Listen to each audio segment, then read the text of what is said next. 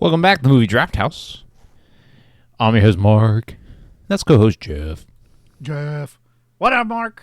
What up? Are you doing good? It's another good day here in the House of Tell me Draft. if you're doing good. I will tell you if I'm doing good. Hunting for how good you're doing, if you will. This is stupid. Yeah. I'm an idiot. I apologize. I just like the sigh, the silence, and then the sigh by you. Like, I know that cost us some listens just then. I know that they will never come back. Well, they're going to miss a banger of an episode if they don't come back. I hope so.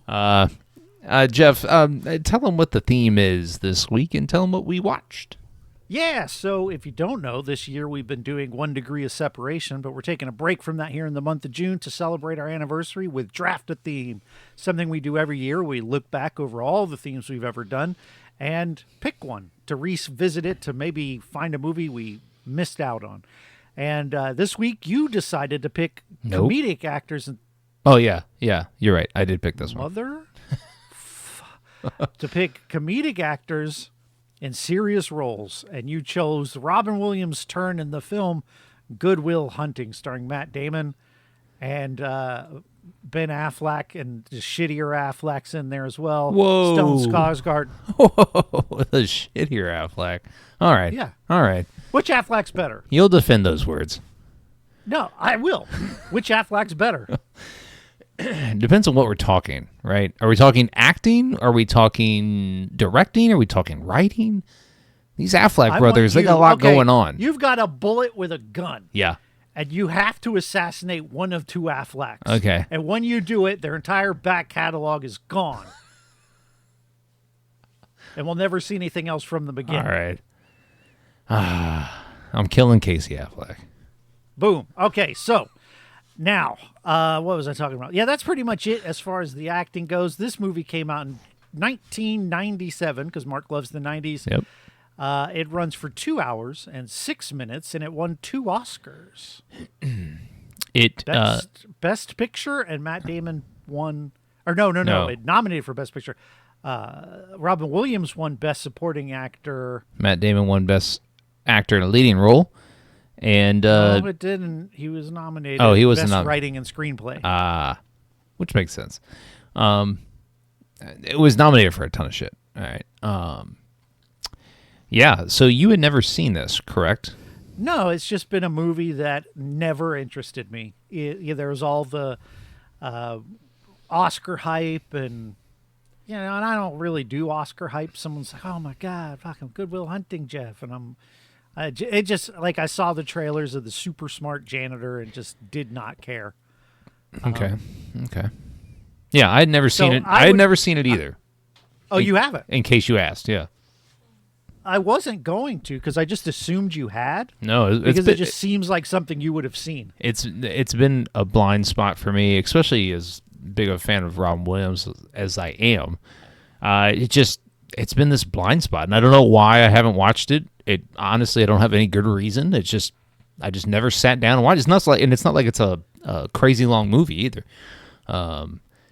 It's just one of those. There's a lot of movies in the world, as you've said before, and plus it's in the 90s. And as much as you tell me you like the 90s, I don't think you step back to the 90s that much on your own. You are correct. I don't seek out 90s films to watch in my own time.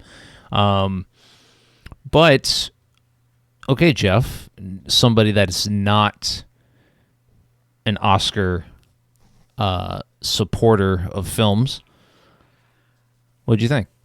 An Oscar groupie, you mean? A cinephile, if you will. Specifically, well, I wouldn't go that far. But I would you call yourself a cinephile? No. Right, that's what I thought. It's a bit pretentious. It is a pretentious term, but I think you equate to what a cinephile is. Okay. What I would say is that you, this year, made a point of watching every Oscar-nominated film before. I did. So the Oscars have some weight to you. Yes, they do. They have none to me. I don't give a shit. I don't care. That's the only difference. I love movies. I'm a movie lover. Yeah. I mean, quite obviously. I watch a lot of them. I've got 3 fucking movie podcasts. I've got a problem. Yeah. That's not a problem. It's just, it takes up a lot of your time. It certainly does. What did I think of this movie? Yeah. It's okay. Oh, God. It didn't blow me away. Okay. You know, like, and there's another movie that immediately comes to mind, A Beautiful Mind. Is kind of that thing where it has this sort of cachet behind it. Everyone fucking loves it. It's amazing. And it's just a movie. It's a good movie. There's some good acting. There's also, I don't know that the script is actually that fucking hot. You know, like, there are a lot of moments in the movie that just feel false. I'm thinking specifically of when Robin Williams is telling the story about being at the baseball game and he's not really there, and Matt Damon's jumping around all fucking excited. It just felt false. Like, and there's just several moments like that don't quite gel for me. But you know, it was good, you know. Now I have the feeling that you liked it much more than me. You know, so and I think I got to stop texting you off pod and telling you that I'm excited to talk a movie with you. No, it's not. You think that I do that?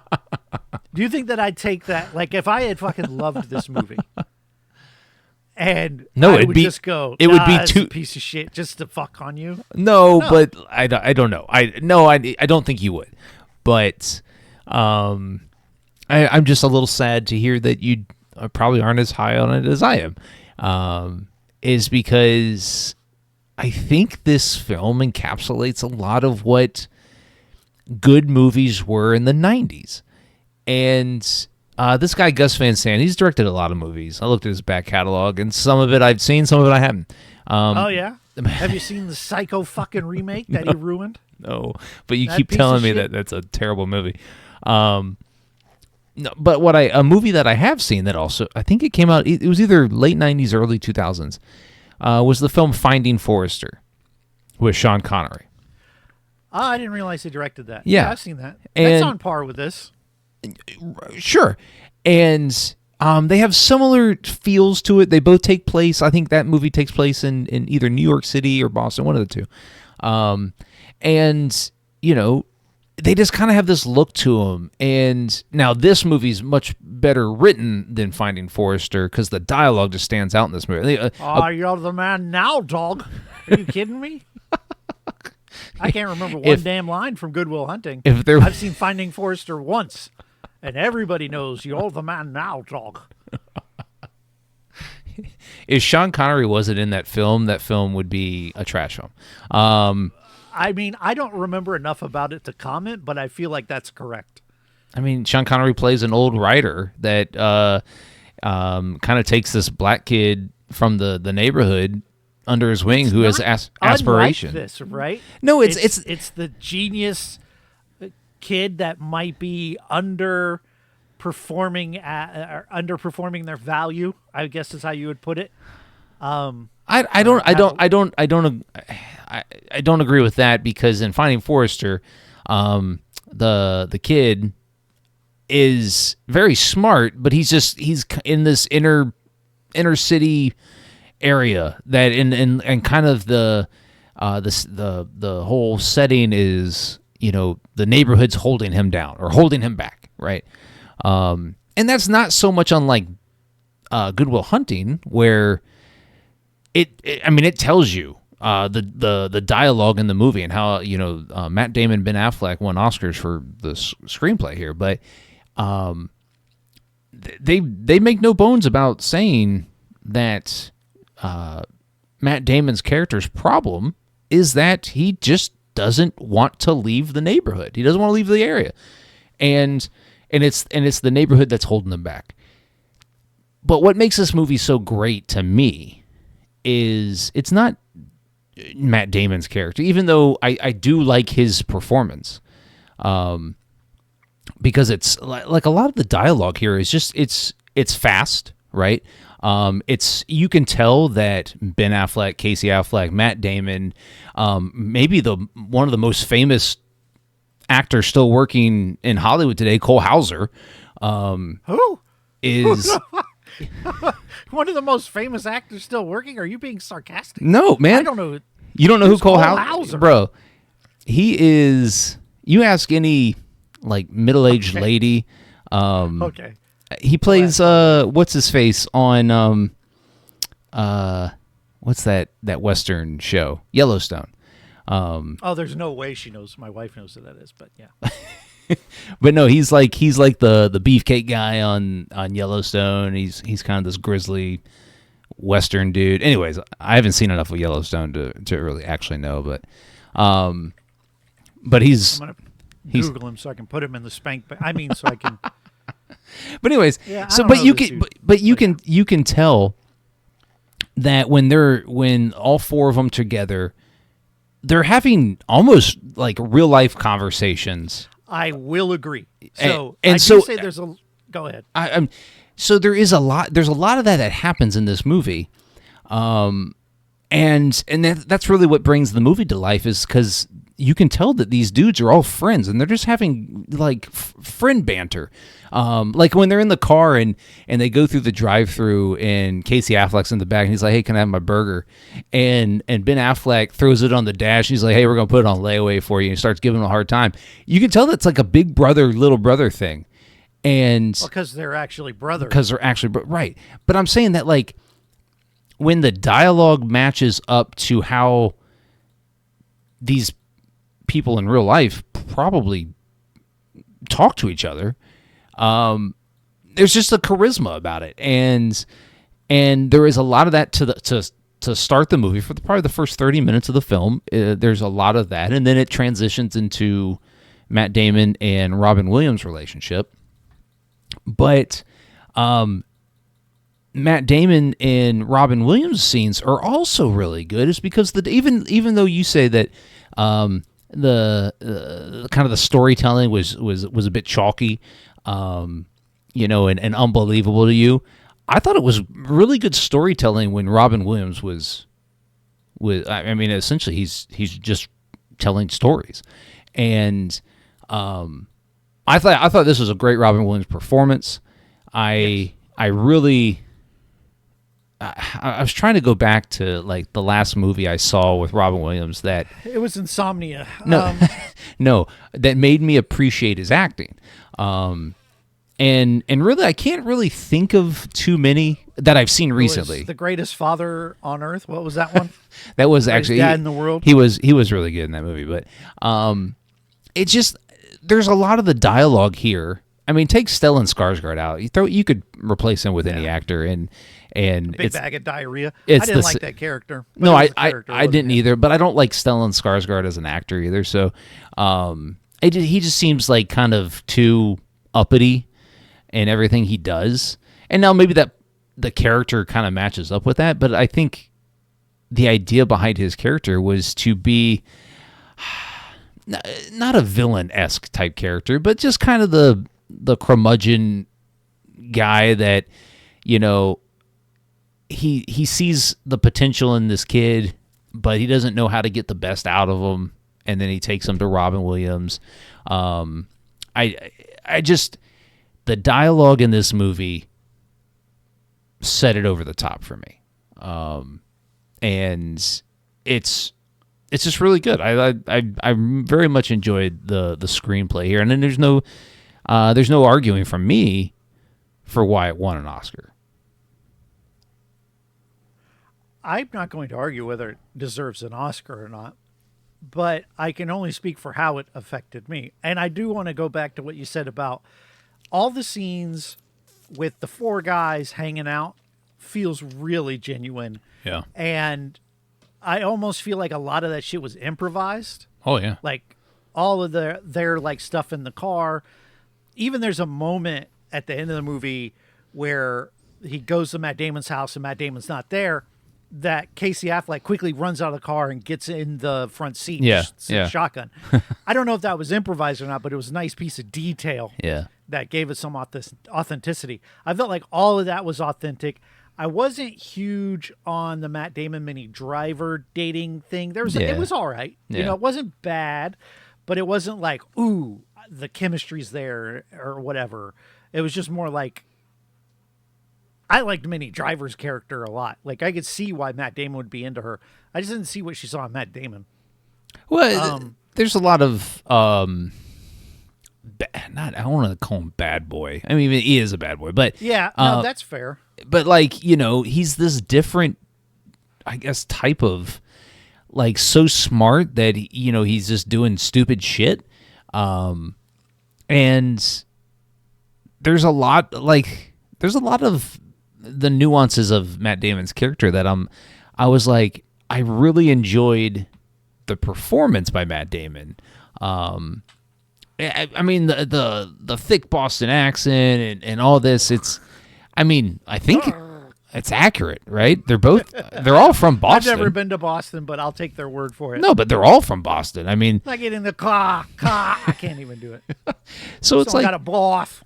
you know, A blow off. I really enjoyed Damon, you know, dressing down the guy in the bar.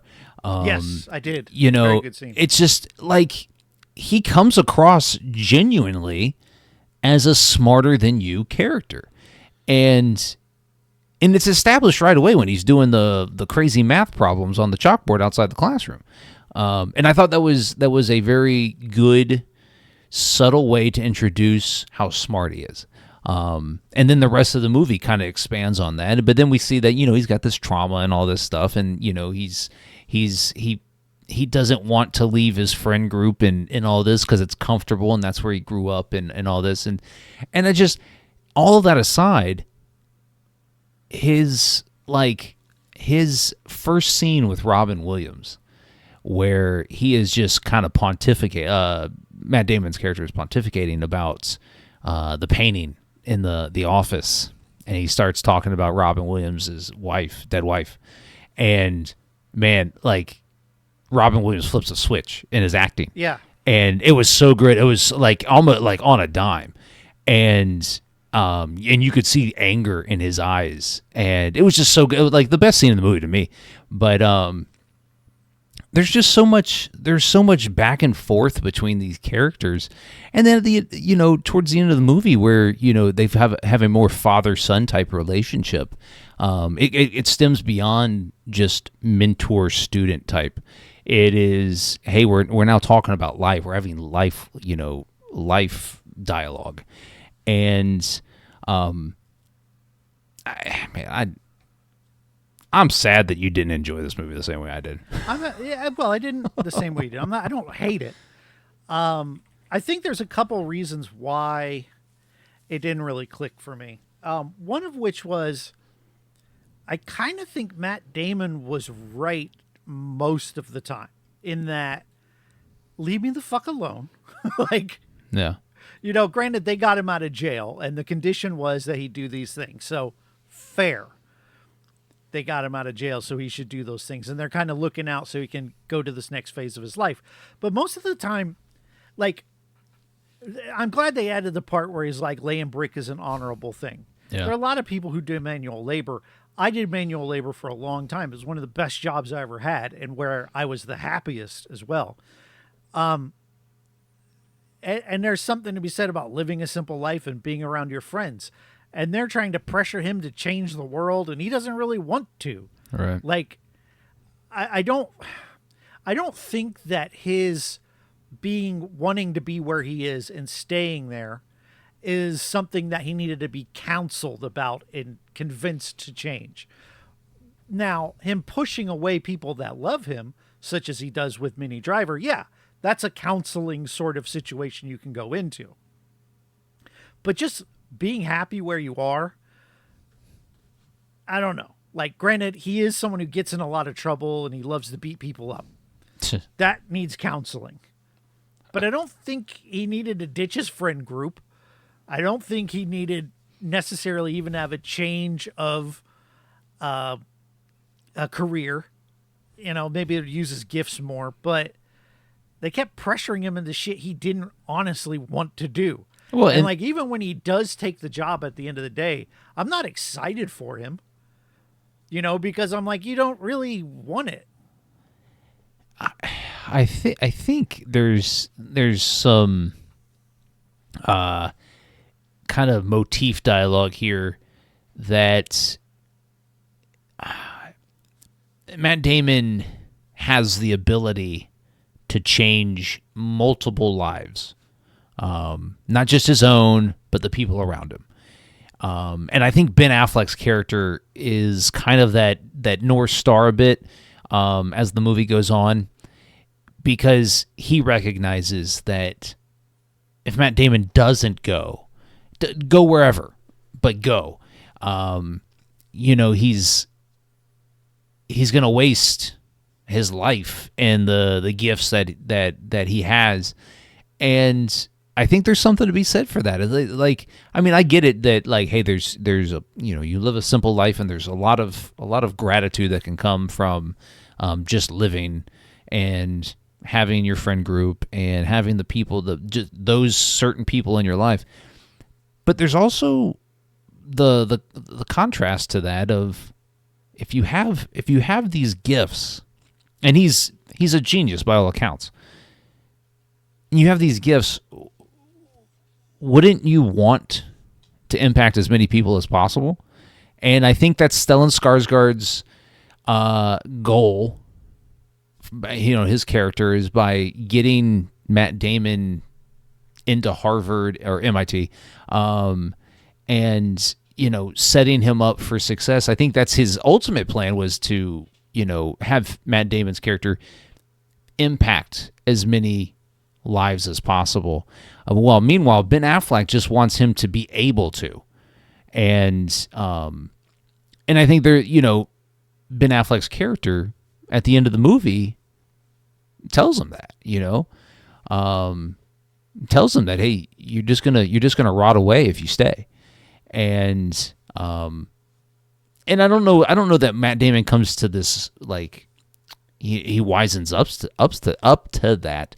He obviously loves Minnie Driver's character, and I think and I was a little bit disappointed in the ending where it just shows him on the road, like, yeah. And there's multi layers there. It's because it doesn't really tell the viewer that he's going to see or going to California where Minnie Driver's at. It could just be that he's just going, and he's set out to the next thing to impact whoever he can, or to do bigger and better. I would have probably enjoyed it a little bit better if the story in the film had told me where he was going, because we did spend so much time with Minnie Driver and him. And then they did have this, this poor falling out. I would have preferred that. Not that I needed it. I just would have preferred it because I think the open-ended ending is it's deserved. It's well earned for the film, but that Minnie Driver thread still kind of hanging out there to me, and I didn't enjoy that as much as what I think it could have been. Yeah. I kind of would have liked to seen them reconcile, because I do think I liked Minnie Driver's character, and she was treated wrong by him. But yeah, I think I just think that the whole plot didn't click for me because of how I felt about him and this idea that you gotta do this.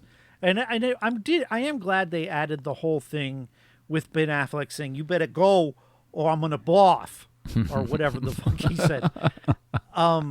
Because he did add some legitimacy to it, like him being his actual friend and not really having an ulterior motive was the most convincing reason why Matt Damon should do what they're asking him to do. Yeah. But I really just, Stellan Skarsgård crawled up my butt. I didn't like his character. And I think I honestly didn't buy the friendship too much between Robin Williams and Matt Damon. and that didn't click with me the way it should. So I think it's just those things that are keeping me from being totally on board with it. What sold me on their relationships, Sean and Will, Robin Williams and Matt Damon, is the scene by the pond outside, and Robin Williams is telling him, you don't know me, you don't know what I've been through, and he's just kind of just laying it out, and he's putting his heart out there. He's obviously had a shit past few years or however long, and he's kind of the shell of this person that he once was, and it was the realism of Robin Williams in those moments, where he's got him by the throat in the office, and there by the pond, and then as they move forward in their relationship, is the realism of Robin Williams by just being highly relatable. And now Matt Damon's not relatable at all to me. It's because he's this genius character, and I'm not a genius, so I can't really relate. I'm also not. I've related to him more mostly when he was throwing brick and breaking down walls and shit with hammers and doing his job, because I'm like, that looks like a good job. I'm not lying. When I've worked on maintenance for several years, and mentally I was like the happiest I'd ever been. I worked hard. I was happy with my work. I rested really well because I had worked physically so much. I was getting exercise. The whole scene at the end of Office Space when he's outside doing that construction, I was like, yeah, that's way better. I do office work now, but that's more of I kind of have to. I don't have what it takes to do the physical manual labor anymore. But that's when I related to him, because I'm like, I liked doing that. It's good work. Yeah, I know. But I didn't relate with the genius thing, because as we established here at the beginning of the episode, I'm an idiot. Yeah, there's different. Yeah, you're just gonna agree with that. Okay. There's different aspects to Matt Damon's character, and how one would relate to him. And I think in any film, one of your main characters, whether it be an ensemble movie or just a movie about one guy, there has to be some relatable aspect, because an audience needs something to kind of latch on to. Whether it be, hey, this person has emotions like me, or this person does a job like me, or this person has these problems like I do. And I think Matt Damon's character has enough of that in different ways to where, especially here in this movie, he's in his early 20s in this movie. So, and actually I don't know how old he was when the movie was made, but probably late 20s. But he's relatable in different ways, and so I think that had a lot to do with me sticking with his character, even though right away I'm like, oh, he's a genius, and it never really explains how he just knows what he knows, right? Yeah.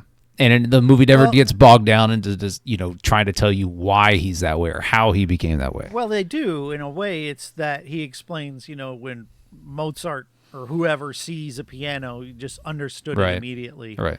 And that's just kind of how he is with math. I was fine with that. I didn't need an explanation. Right. So, yeah. And like you said, it would bog things down. And so the movie to me, it's to me, it is built on the dialogue throughout. It is a very wordy movie, even though it's very fast paced, and it doesn't lull really at all. The dialogue kind of carries it through, and that's really Ben Affleck, and that's his calling card for a lot of his screenplays, is that he likes to feature witty, fast dialogue. We're gonna get around to watching Argo. Yeah, I've never seen that. Yeah, I think you've said that before, and I'm interested on what you would think of that film. Well, it depends, because if you like it, I'm going to hate it just on purpose. No, just to be an asshole like you think I would. Won Best Picture, written, directed by Ben Affleck. Oddly enough, he did not win Best Director, and that was kind of a controversy at the time. But anyways, Oscars are bullshit. But yeah, so Jeff, do you recommend this one? It's not for me. Like, you probably, if you're listening, already seen it and hate me already. But it just didn't click for me. So no, I don't recommend it. What about you, Mark? Hell yeah, man, I'm gonna recommend this. This shit was, as the kids say, fire. Ooh, the kids say that, huh? Yeah, kids say, hey, that's fire.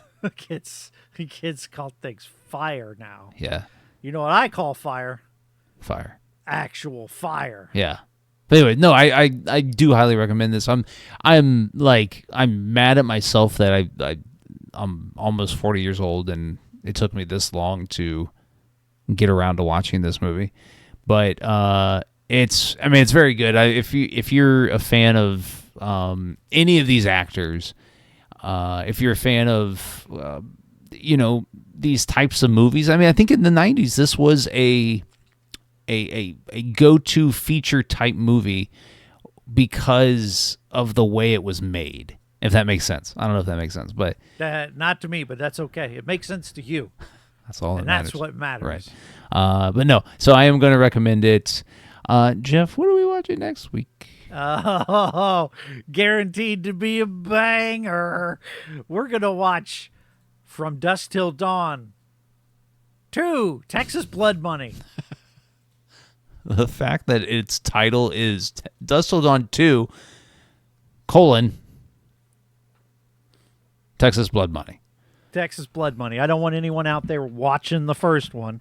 We're not doing that. We already did that. Look in the back catalog. But what we are watching is From Dusk Till Dawn 2. Ooh. Ooh. I will tell you, I'm not as excited as you are. I was thinking as we were recording right now, I'm like, I might have just picked your bottom movie of the year. Like, just far and away, I've already done it. Wait, have you seen it? Honestly, no. Oh. It could be great. I don't know. But I think back to I Got the Hookup 2 and how fucking terrible that was. Yes. But, we haven't seen that many stinkers, so the chance of it being in your bottom 5 is really high. It is, actually. What did we say was the worst movie we watched this year? We just watched it recently. What was that? We've watched so many good ones, though.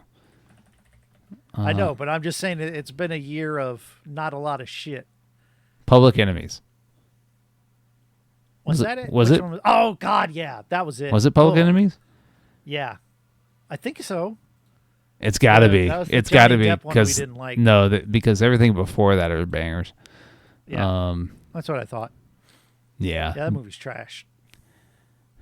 When I only have maybe one bad movie that I can identify as a bad movie on our list, and we're half the way through the year, we're having a good year. We're having a good year. But all that stops right now. You've had it too good for too long. That's right.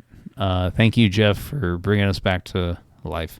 Yeah, we gotta humble you. Like, you don't know what a good movie is until you've watched a bad one. That's true. Hey, maybe you'll come back and appreciate Good Will Hunting much more after next week. Had we watched I Got the Hookup 2 right before this, I'd be like, oh, thank God.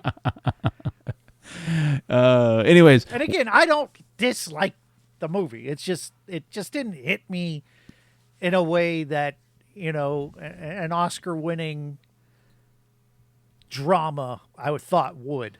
And it just didn't. That's all. What you all can do, though, is hit the subscribe button when it pops up so you miss any future content right here on the YouTube channel if you're watching there. But if you're not, you're just listening. Make sure you're giving the podcast a like, follow, subscribe. You can follow us on all your favorite social media platforms. We're on Twitter, TikTok, Instagram, and right here on YouTube. Jeff, tell them where they can find you. You can find me in your favorite podcast app. I've got one called Chronologically, where we go through the full filmographies of some of cinema's greatest creators. And you can also check out All Things Being Sequel, where we run down, long-running series and stuff like that. So I'm browsing a movie site, and I just came across a movie that I think I might have to put on our list. It's called Butt Boy. It's a French film. And it says, Detective Fox loves work and alcohol. After going to AA, his sponsor Chip becomes the main suspect in an investigation of a missing kid. Fox also starts believing that people are disappearing up Chip's butt. Butt Boy. Put it on the Plex. Done. Anyways, Jeff, any last words? Butt Boy.